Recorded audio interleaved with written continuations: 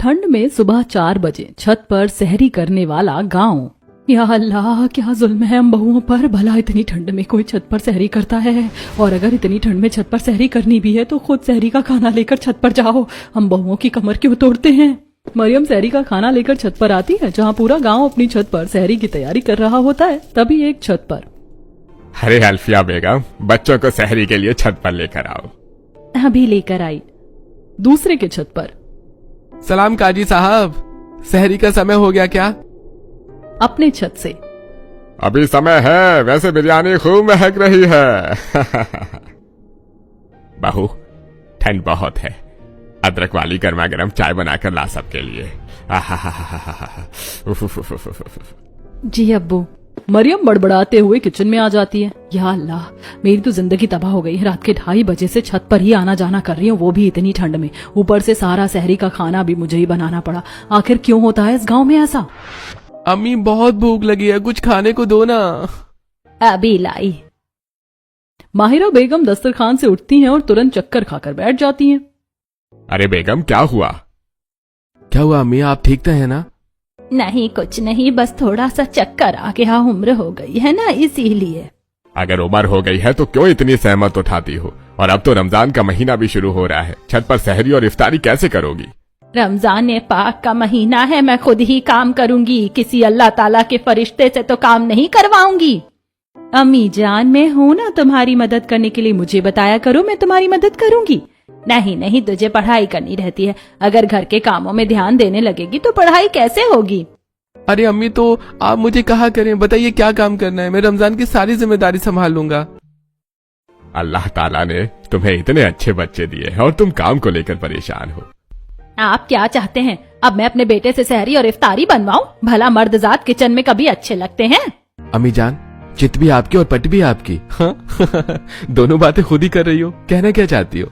मैं तेरा निकाह करवाना चाहती हूँ। तेरी बेगम आएगी तब मैं चैन से सांस लूंगी इस रमजान। मुझे अपनी बहू का चेहरा दिखा दे।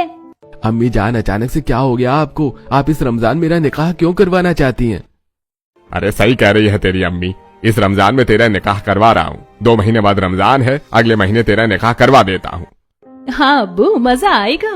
भाई की शादी होगी और मेरी भाभी जान आएंगी।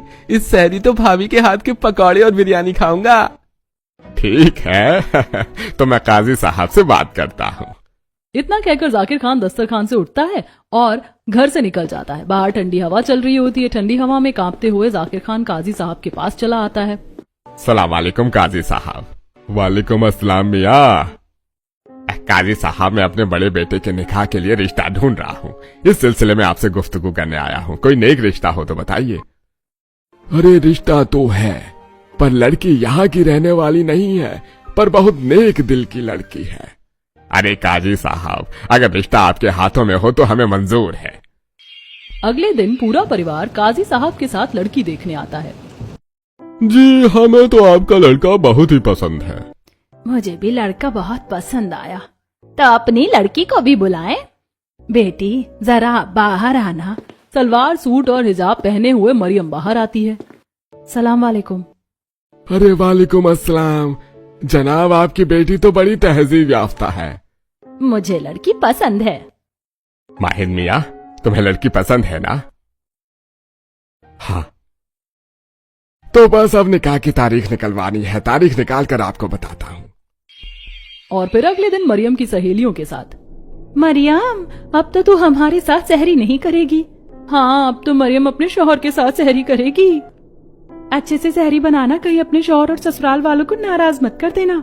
मैं तो बहुत एक्साइटेड हूँ। पहली बार ससुराल जाऊंगी और पहला त्योहार ही रमजान पाक का महीना होगा। अपने हाथों से सभी के लिए सहरी बनाऊंगी।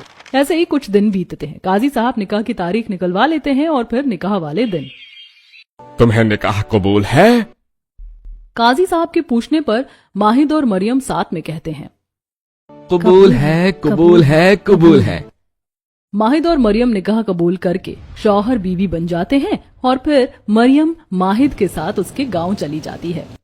अरे माहिरा बेगम, कब तक ऐसे खड़ी रहोगी? अरे जल्दी से बहू को दहलीज पार करवाओ, ठंड से हड्डियां कांप रही हैं। अरे अम्मी जान, ससुर जी की बात मान लीजिए, वरना आपकी बहू दहलीज पार करने से पहले बर्फ बन जाएगी। अरे मैं तो बस नेक घड़ी का इंतजार कर रही थी। मरियम बहू, दाहिने पैर से दहलीज पार करके अंदर आओ। मरियम दाहिने पैर से दहलीज पार करके अंदर आती है। मुझे मेरे कमरे में ले चलिए। आप लोग तो घर में खड़े हैं, पीछे से ठंडी हवा मुझे लग रही है। अरे अम्मी, आप लोगों की रस्में पूरी हो गई हो तो हम लोग जा रहे हैं कमरे में सोने। आप लोग झन में बातें करते रहिए। अरे नहीं नहीं, हमारी भी रस्में पूरी हो गई हैं। मरियम बहू, तू भी अपने शौहर के साथ अपने कमरे में जा। हाँ, ले चलिए और मुझे मेरी रजाई में दफना दीजिए। माहिद मरियम को अपने कमरे में लेकर जाता है। मरियम कमरे में आते ही रजाई ओढ़कर बैठ जाती है। अरे तुम्हें कितनी ठंड लग रही है, पहले कपड़े तो बदल लो। खुद तो शेरवानी के नीचे गर्म कपड़े पहने हैं, मैंने तो सिर्फ लहंगा पहना है। अब कपड़े सुबह ही बदलूंगी, मैं चली सोने। तुम्हारा अभी ये हाल है, रमजान में क्या होगा? क्या मतलब? कुछ नहीं, सो जाओ। मरियम और माहिद रजाई ओढ़कर सो जाते हैं और अगली सुबह मरियम ठंडे पानी से नहाकर तैयार होती है और फिर बाहर आती है।